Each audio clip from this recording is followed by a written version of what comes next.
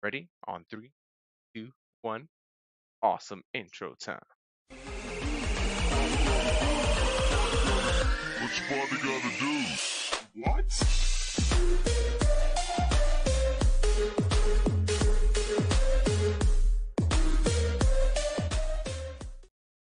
It's your boy Japanese Tutor here.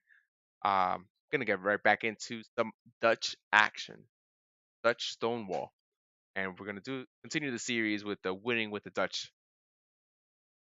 8 out of 10. Thank you, Chess Challenger CR. I really appreciate your critique of my intro. Um, if you haven't already, take some time to hit that subscribe button, hit that notification button, and then hit the like and hit it again and hit with all the accounts that you have because I know you like this video and the series. Make sure you watch it because all this information is coming to your brain right now. All right, so let's go right into the analysis board. And we're going to switch this board around so we can see it from Black's perspective. Okay.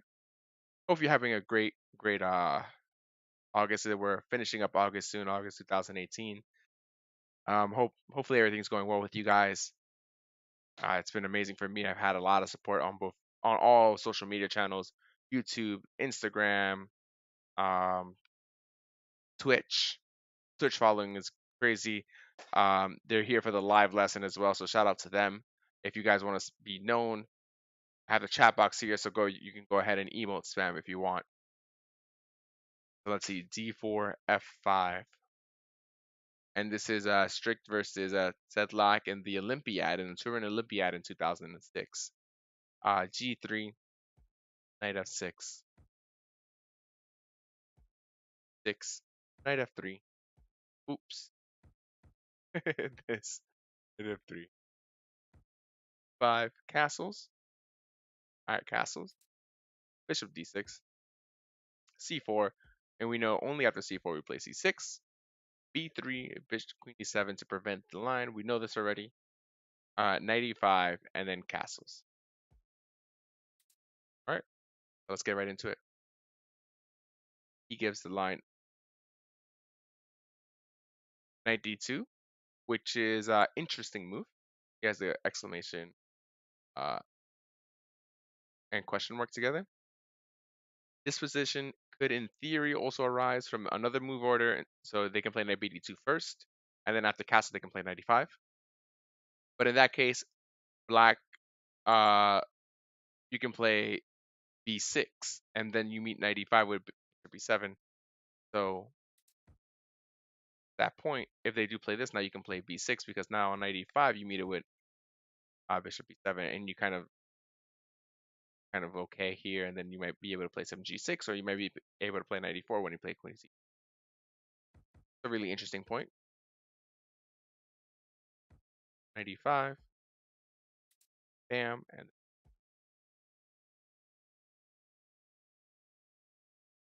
you are following a game. What was the player's ratings?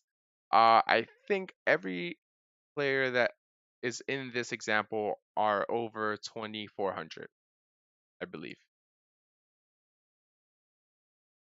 But I will give you the names so you can search them. 1 second. I'll post that in the chat.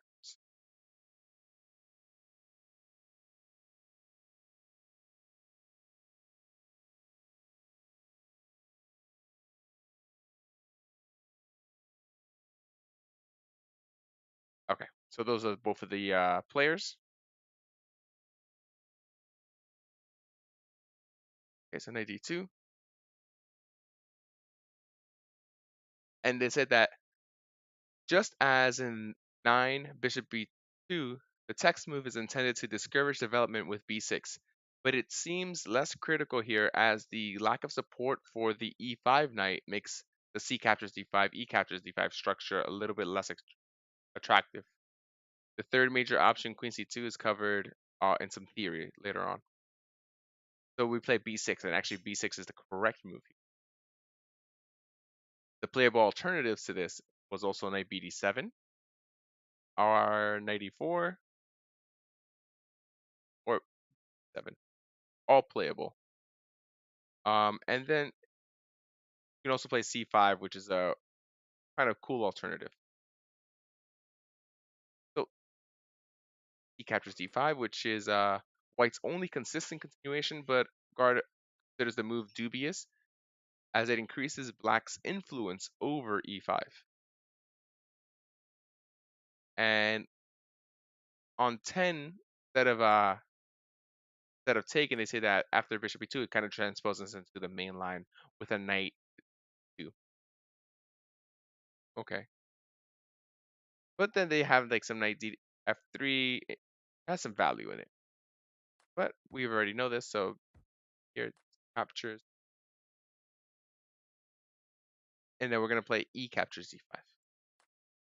They tell us that c captures d5 allows white to demonstrate why he preferred to develop his queen's knight rather than his bishop after knight d to c4. Whoa. You guys see that because of the pin? And now this knight is like everything. Amazing. And now if knight d3, that's what the text says. But we may have to revise our opinion on some of this, but it's still pretty bad territory. I mean, it's pretty bad. So let's not take with that. Instead, let's take with the e pawn, and that's what happened in the game. Knight d to f3. Now white has protected his e5 knight with his other knight, and it would be entirely undesirable for black to exchange it for his dark squared bishop. No problem, Railbird. And welcome to the stream. Sorry I didn't say that earlier, but welcome. They also said that queen c2 here doesn't work when the e5 knight is unsupported. So like let's say that he instead played queen c2. So that black can win a pawn, bishop captures. Or even consider here. And then after queen captures f5, knight f to d7. And it's slightly better for black. Very nice. I like that. I like that little trick, the little finesse. Okay, so capture. Do that. Bishop b7. And they said that knight e4 is playable and it can transpose into each other. So queen c2, again attacking this and attacking this. Knight d4.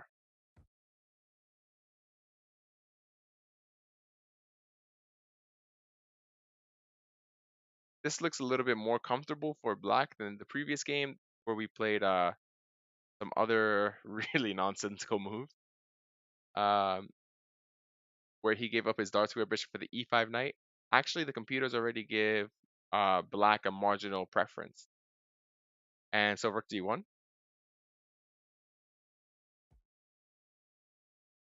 This fairly non-committal move may be novelty. It seems natural to put his rooks on c1 and d1, and it may well be useful to defend d3 with an extra piece. We assume that bishop f4 should be met by g5. Okay, well, so if bishop g4, it should be met by g5. And B, h4,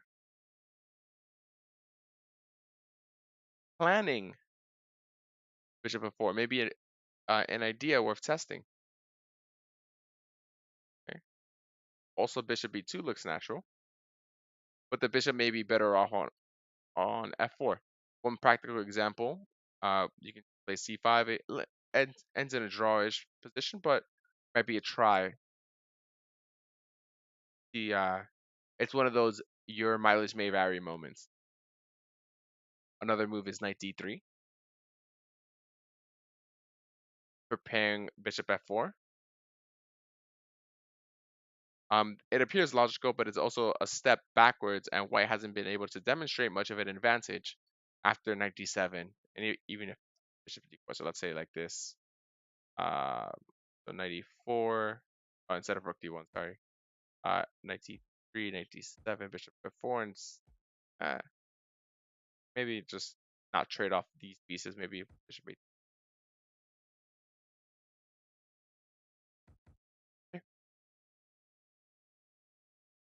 And also, yeah, I mean, all of these lines seem pretty good, but d1 might be solid. Go back one, and then a5.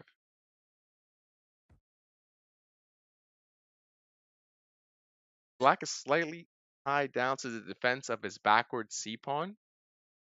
This move grabs some queenside space, and it may in certain lines help activate his rook on the a file. Right?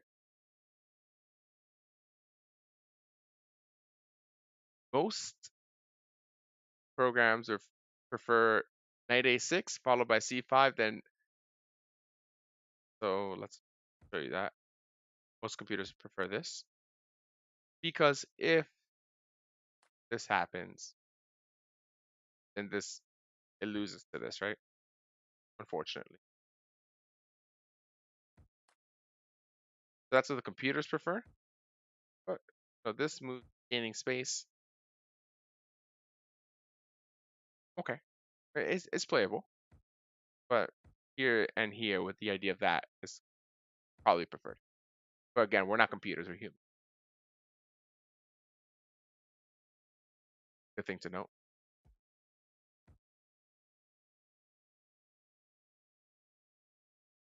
Knight d3, knight a6, bishop f4, bishop a3. Yeah, we do not want to exchange that bishop. No, thank you. Bishop c1, bishop f4, knight h4,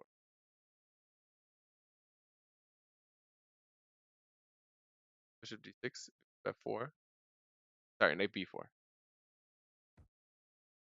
As clearly the higher rated player, Black has to avoid the repetition. Luckily, he can do so without much risk, even if he has to accept the exchange of his better bishop. Bishop catches d6, captures on d6. Knight captures on d3. Rook captures on d3. They're saying that rook captures on d3 is a mistake because he should play. So this is one of those moments where the double pawns are actually better because they can control some center space. So if they take with this, let's say we play back. Now the pawn controls there, and my knights don't have access to that square. Also, it kind of has a really nice control fork, if you will. So that's really nice. But he took with the rook, saying that this mistake. Rook captures three. Black's camp is well organized and active, and again, it's hard to see how white will. Bishop is stronger than its counterpart on b7. So usually they say that if you can take away the dark square bishop from black in a stone wall, it's not. It's a good thing for white. But in this case, we're saying, hey, our bishop might be better than your bishop. Even though it's being kettled, and that's supposed to be a very strong bishop, maybe my bishop that's on b7 is stronger than your bishop on g6. Still, it's surprising how quickly black achieves a winning position. f4. Now, we have to kind of find the right moments to play f4. We can't play f4 all willy. But I like this. Putting some more pressure, maybe we'll decide to put our rooks on this line. Once again, this move heralds the success of black's strategy. Rook d to d1.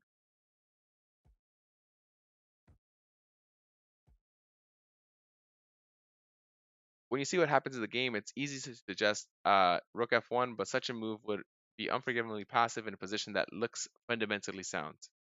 So they're saying that maybe you should play rook f1, but like that just looks super passive. They're saying so does rook d1. Rook a to e8, rook a to c1, Queen h6. The- This decentralization is surprisingly strong.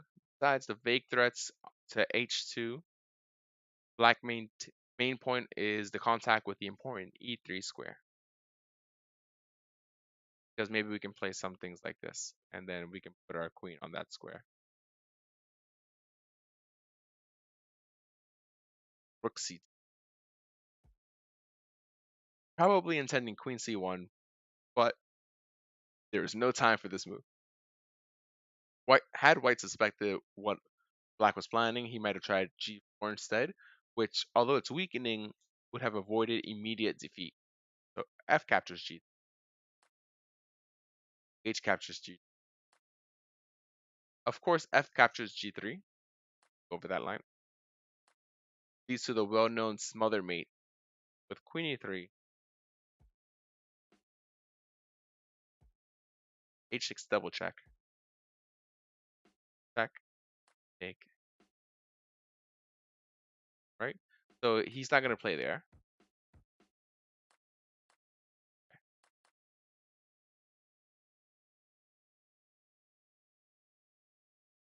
So knight captures f2, double exclamation mark. So very, very nice move. King captures f2. Queen e3 check. King e1. Bishop a6.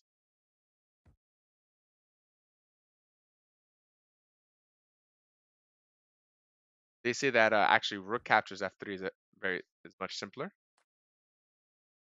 Rook captures f3. Bishop captures f3. Much simpler. Calculate. But nevertheless, basics. Knight e5.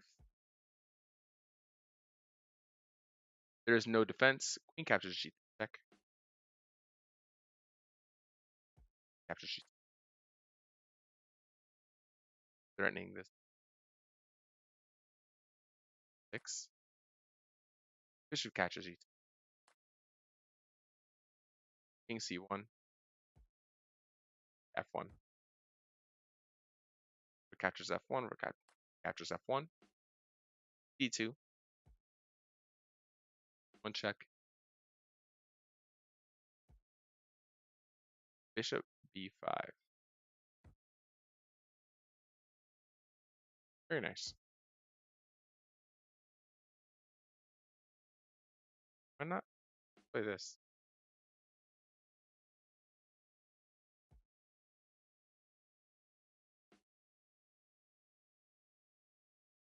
Has to step away. Has to take queen g.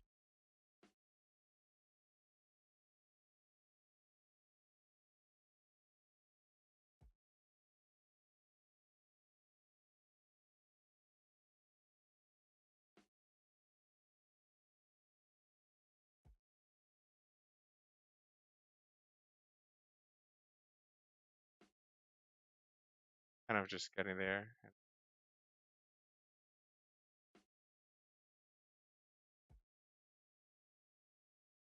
Yeah.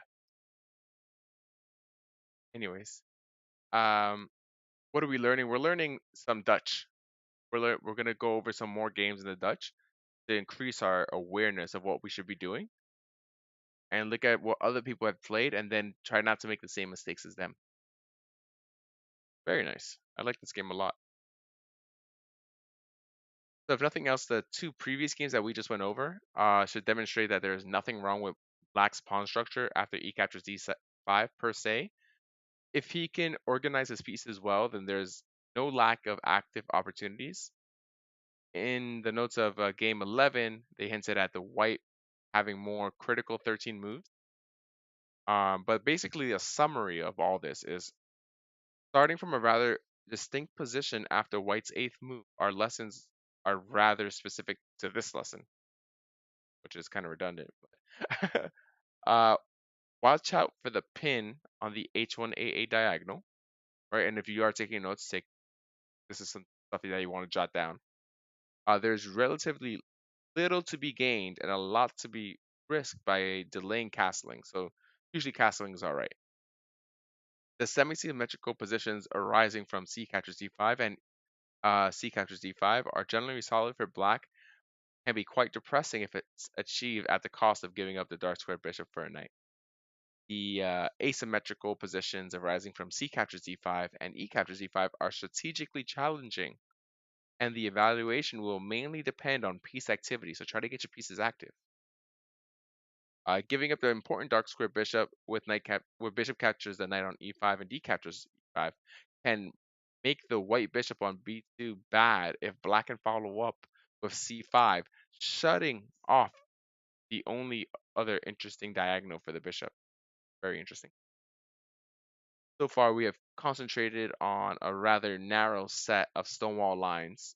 However, 7b3 is white's most popular line, and chances are good that you'll quite soon get the chance to test your new knowledge in practical play. Yet it is absolutely necessary to be exposed to a great variety of stonewall positions in order to gain an understanding of the fundamental tactical and strategic theme.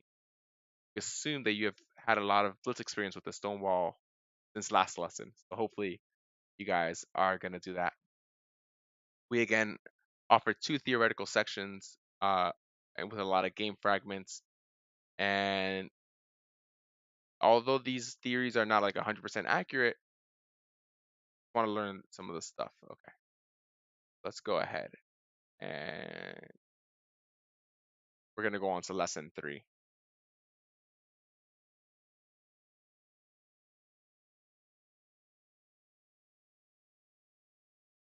Let's go over the analysis board.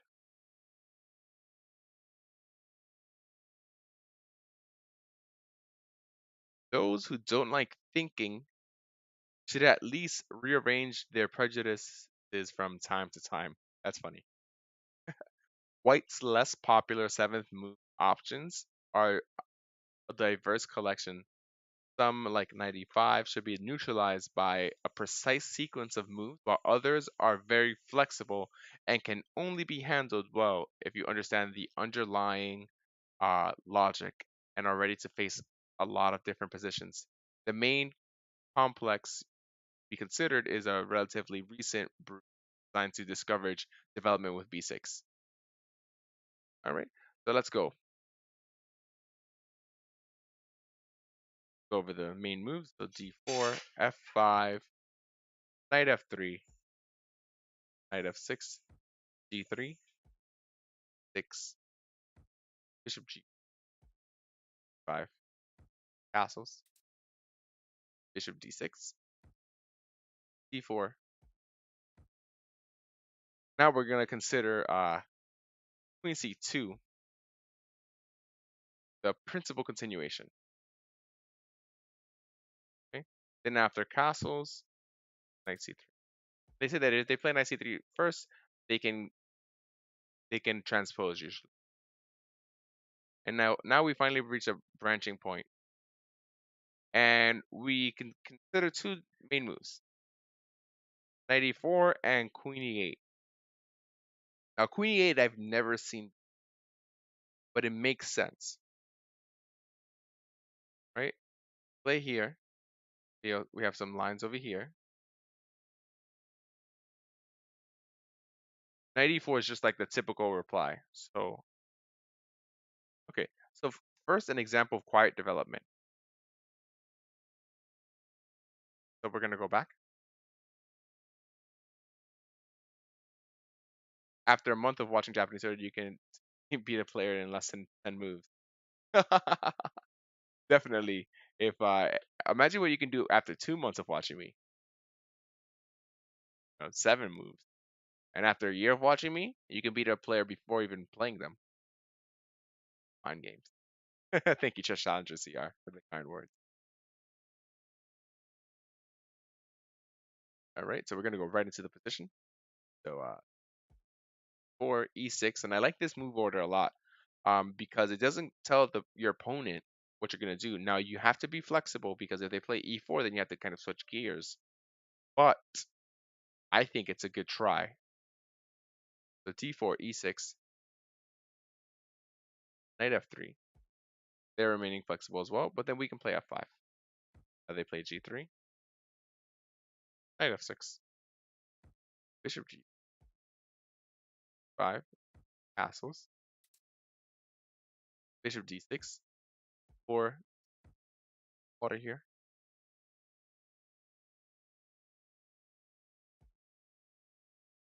Knight b to d2. White doesn't reveal much about his plans, but doesn't put much pressure on black either. White's dark square bishop still must be developed. So usually b3 will come quite quickly, but without any bishop a3 ideas. Alternatively, white may complete his knight f3 and knight f3 setup, and then play bishop f4. We're going to castle here. There are minimal chances for a mass exchange, so black gets its king out of the center. b3. White simply continues developing, but in hindsight, this might be a little bit better than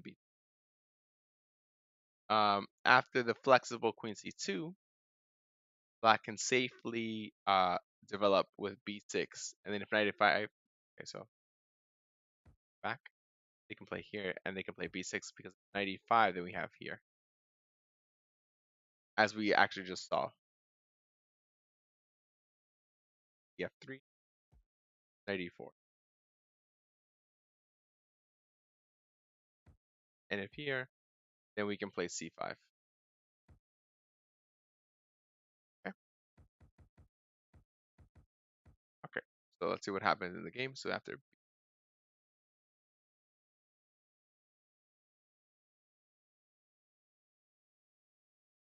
b3, knight e5. So they said that an early queen e7 would very likely transpose to some variation normally occurring with the 7b3, but maybe we don't have to play there because now they're not even threatening a3. So maybe after a4, maybe after a4, they can play queen e7. They can have a5 themselves. Tricky, definitely tricky border. So knight e5. So let's see. They've reached this exact position. White to move, having lost the tempo. I see.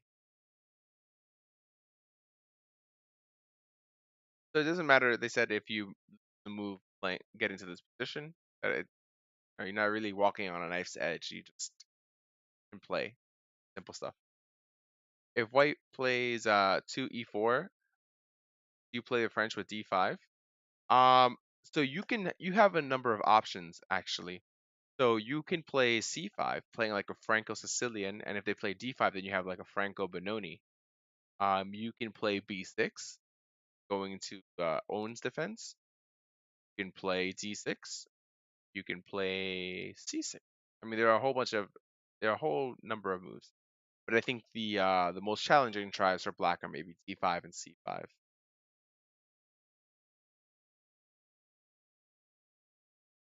Okay, so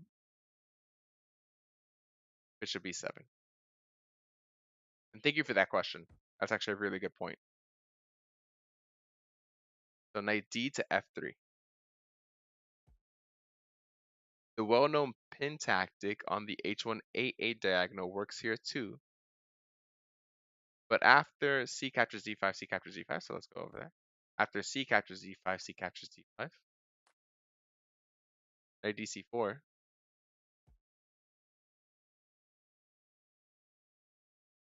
The bishop can just step back 7. And they say that maybe bishop b4 provoking a3 and then going back is worth noting. But after bishop e7, bishop a3,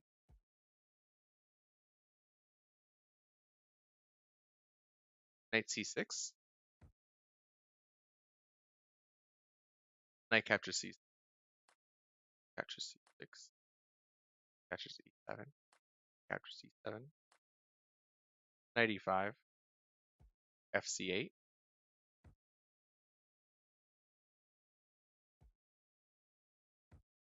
A4,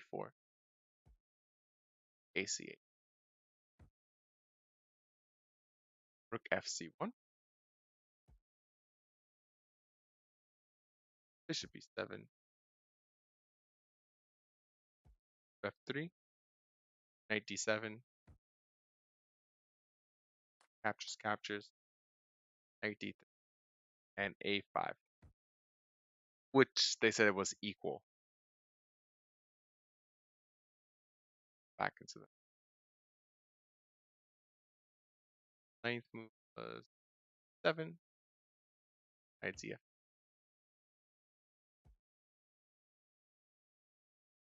Gotta go, but great stream. Catch you next time. No emotes yet, buddy. I think I do have some emotes. Here's some of the emotes here.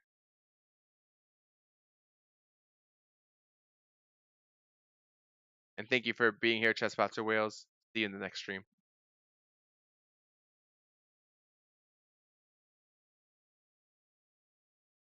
Right, so and then they play Queen E7. Or not Queen E8, but okay. There goes the originality. The game now merges with some of the games in the 7th move B3 line. They said that some other options, maybe 94, might be good. Yeah, 94 seems like the best try. So C captures D5. Black is quite happy to see before he has to decide about developing his queen's knight. The main alternatives are Bishop B2 is the move that really connects us with the mainstream, or the main line, sorry. Knight D3 is also very transpositional. Okay. Maybe even Bishop G5. And then Knight A6. Maybe planning a C5 himself. Also can be considered here. Okay, but he played C captures D5. C captures D5. This not only eliminates the pawn's weakness on C6, but also provides Black's knight with a natural square for development. So before we didn't have that knight C6, but now we do. Thank you. I really appreciate that. That's what I'm basically saying. Knight 1. Why doesn't White complete his knight pirouette with knight D3? Now that would have been an entirely reasonable continuation and quite possibly stronger than the move chosen. However, after, for instance, knight D3, go back, knight D3, knight D4, here, bishop captures F4, knight captures F4. It may seem that White has achieved quite a lot, but after knight C6, a concrete analysis reveals that Black's queenside play, in particular on the C file, is a dominant positional feature. Very nice. So 91. 91. A5. I like A5. Base gaining. Put a pawn there to protect it. Maybe we're going to threaten A4 in some lines, maybe some 4 lines. After knight C6, get the other rook here. Get the knight to B. I really like this. Like this. In theory, this weakens the B6 pawn and the B5 square, but we have seen very few games where this has been a significant positional weakness. Usually the extra queenside space and activity more than outweighs any negative consequence. So bishop b2, knight a6. Then knight heads to b4 in order to exchange off the white knight when it lands on d3. Nevertheless, a4 also deserves some serious consideration. a3, preventing them from going to or so they can play knight d3. This move is hardly surprising as it prepares the knight 1 to d3 maneuver, and white started a couple moves ago. The reason I guess that he played knight here to d1 so he can play here is so that he has an option to play f3 after the knight 4 jump. Um, so white started a couple moves, but black can still be quite happy as now a3 will be under fire from the queen and bishop on the f8 a3 diagonal here. Okay, so the question they have in the text right now is after knight 1 to d3. Oh, maybe before a3. Knight 1 to knight b4. a3. Should black really exchange knights on d3? In game 1, black avoided opening the e-file, exposing his pawn. That's a tough question. Exchanging on d3 is a bit more tempting if white ends up with double isolated pawns. But I would prefer the exchange to happen on b4.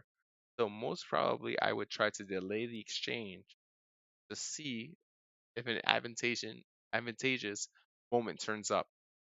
So look what they're saying here. They say, okay, they prefer that you exchange here rather than here because although we would love to give white doubled pawns, this allows the rook to now look at our e pawn. So maybe you can even provoke them playing a3. Now you can play maybe back, and now this is a threat that they have to deal with as well because our bishops are on this line.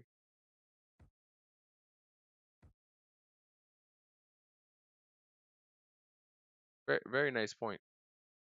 But after a3, the knight might well have returned to a6. Happy to have provoked the target for my dark square bishop. Exactly what he was saying.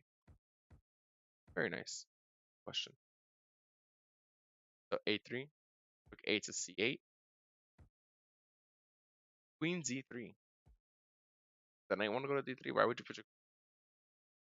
This is slightly surprising as it's likely that the queen is well placed in a crowded central battlefield. So this is a move that's actually kind of hard to see. I forgot who said it exactly, but maybe somebody in the chat can find out that usually the moves going back are the hardest to see, and especially so the knight. And here we play knight b8. The distance between flexibility and spinelessness isn't that great. Probably this is a very strong move. The knight did a good job provoking a3, but isn't so well placed on a6 now. Right? So he did his job on a6, saying, hey, I'm going to jump to b4 if you don't do anything. So now that we have that weakness, that knight's not doing a good job because it can't jump 5 here. So we're going to reroute that knight.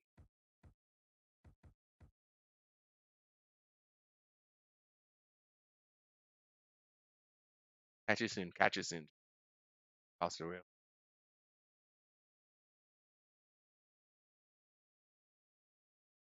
Okay. And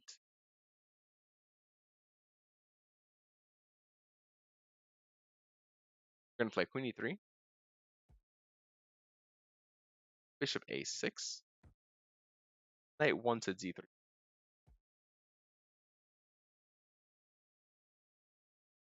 Rook c.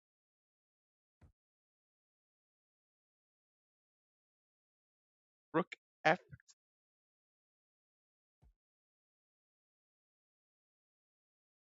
All right, rook f to c1. Bishop captures on d3. Knight captures on knight g4. F3.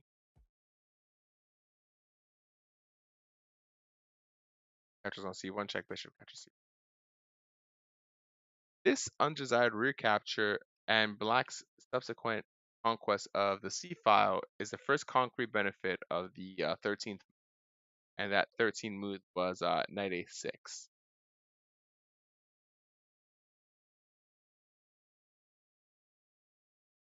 Rook c8. Control of the c file. Knight to f4. Knight d7. Queen to d3.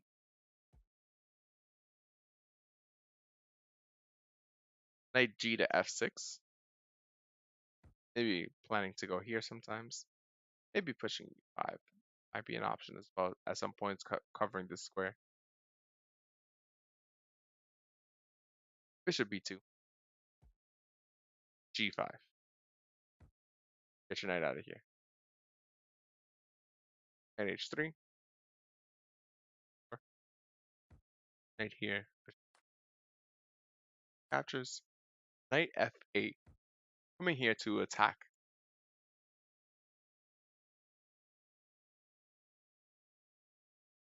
Rook c1. Rook captures c1. Bishop captures c1. And queen. Now look at this. Usually having the two bishop are an advantage, but here it's a close position, and knights thrive in close position. So it's like really, really nice. White has the bishop pair, but yet black probably has a slightly better prospects, as it would be hard to claim that either of white's bishops is stronger than either of black's knights. An additional factor helping black somewhat is the fact that the queen tends to cooperate better with a knight than with a bishop. Still, it's quite hard for black to win, as any pawn break will tend to open up the game to the benefit of white's bishops. Bishop knight g6. Back in here. 5. King f7. 4. A captures b. Captures b. Knight e4. Instead, there was a immediate pawn grab that you can see here. And after here and here, queen captures b6. 1 bishop f1.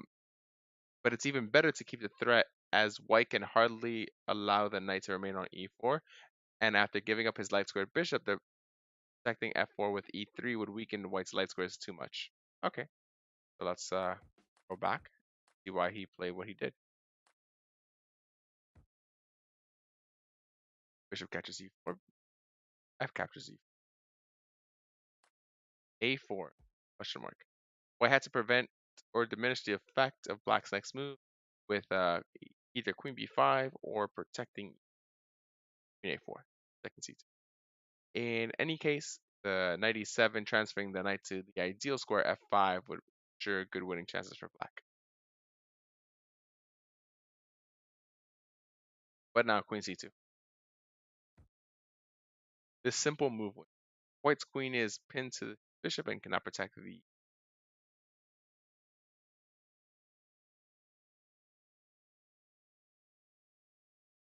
a5. If he plays e3, you have knight h4. Hello.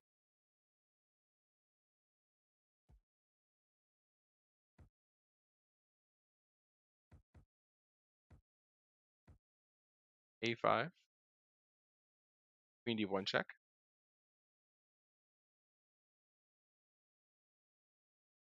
Knight h4 check. It's not all hard to guess that there's a forced mate, but still black had to foresee a relatively quiet conclusion.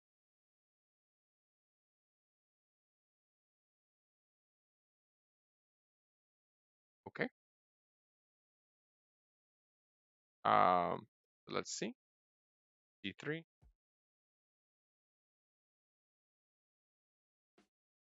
Capture.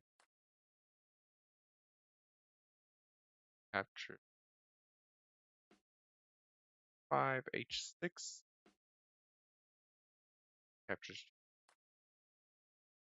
king g6. Oh, finishing it all off with h5. It would hardly be correct to say that this was a smooth sailing for black, but theoretically, knight b2 isn't challenging, and it had to really try to challenge your opponent in the opening in the stone wall, or else black can just get all that he wants and attack and push forward. Um, yeah, so thank you guys so much for watching this video. Again, thank you for all the support, and we're gonna end off there. Next, we're gonna go over game 14, and I know you're gonna look for that because it's by Boris Gelfand, one of my favorite players as well. I have a lot of favorite players, but definitely a really, really strong player, a really, really strong competitor. Yeah, see you in the next video.